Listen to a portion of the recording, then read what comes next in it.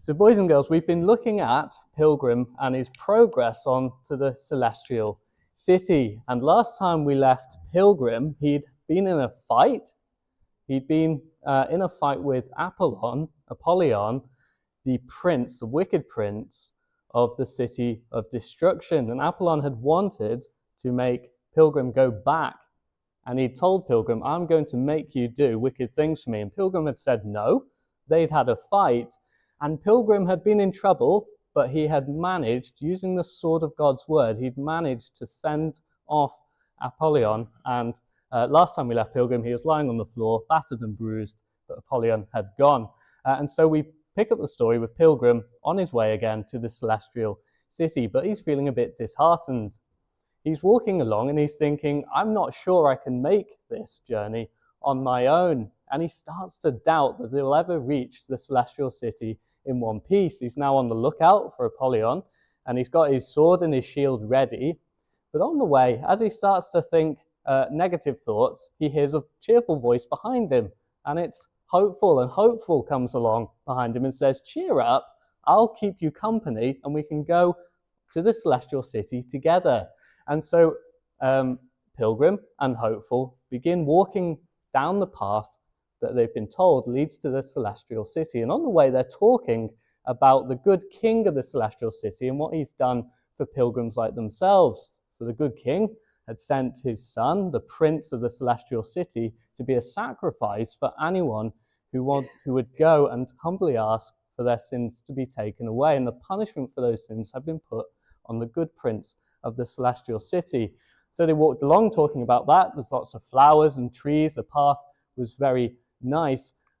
But after a while, they noticed that the flowers and the nice trees that were shading the path, well, they disappeared, and the path became very stony and hard, and their feet were hurting, and the sun came out, and they were tired, and they were sick, and they stopped thinking about the good prince and the good king of the celestial city, and instead they started thinking about how much their feet hurt and how difficult the road had become. And after a while, Pilgrim looked to the side of the road and he saw a field called Bypass Meadow. And the grass was really green in Bypass Meadow. It wasn't like the path they were on, which was stony and rocky and difficult. So Pilgrim says to Hopeful, well, why don't we just hop over the fence into Bypass Meadow? Looks like it goes the same way, and it'll be easier on our feet, and we might find some shade from the sun in the trees. And Hopeful said, I don't really think that's a good idea, but he eventually reluctantly agreed. So they hopped over the fence into Bypass Meadow, and they walked along the side of the stony path. And after a little while, it started to rain, and then it really started to rain, and then a thunderstorm came along and it got dark, and they were afraid. They were so afraid that they tried to get back over the fence, but they couldn't find the fence anymore because of the storm. And so in the end, they found a pile of wood, and they had to hide under it to avoid the storm. And they were so tired and exhausted and frightened that they fell asleep. And in the morning, when they woke up, they heard a thundering, stomping noise of a giant. That was Giant Despair. He's got a big club, and he's got massive boots, and he was stomping around his field because he owned Bypass Meadow. And when he saw two trespassers in Bypass Meadow, he yelled at them at the top of his voice, what are you doing in my field? I'm going to lock you up in the dungeon that I own on this field. So he grabbed them, and he started dragging them off to the dungeon that he owned, that he would trap people in. Now, the Dungeon of Despair belonged to him, and it was a place where he would lock up pilgrims to try and stop them going to the celestial city. And he was big and he was strong. There was nothing they could do about it. And eventually, they found themselves dragged into a dungeon. It was dark, it smelt really bad, and it was cold. And he locked the door, and he said, that's it, you'll never get to the celestial city. And they believed him. They sat there in the gloom, feeling very sorry for themselves. And after a while, they realized that there was no food, being given to them. There was no water, and all they had for light was one little slit in the stones that let a little bit of light in to the dungeon cell. It was just enough light for them to pass a Bible that they had between each other and begin to read the promises of God.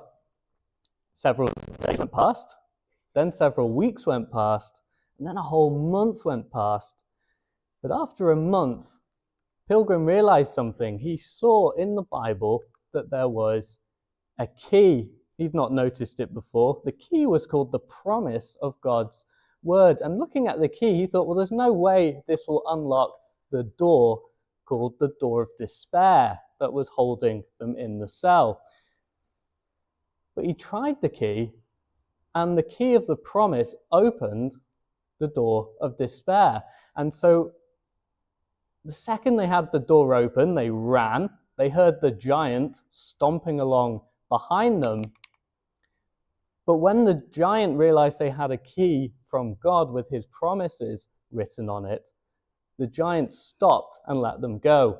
And so hopeful and Pilgrim, got back to the fence that they shouldn't have crossed. And when they got back onto the right side of the fence, they found that the stones had gone, and the flowers were back, the trees were back, and the sunshine was back.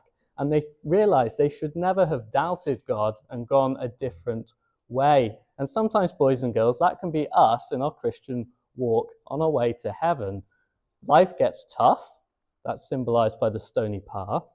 And we think, I don't want to go to church early every day. I don't want to have to do all these meetings. I don't want to do things God's way. But when we stop doing things God's way, the storms come, life gets difficult, and we get locked up in castle despair.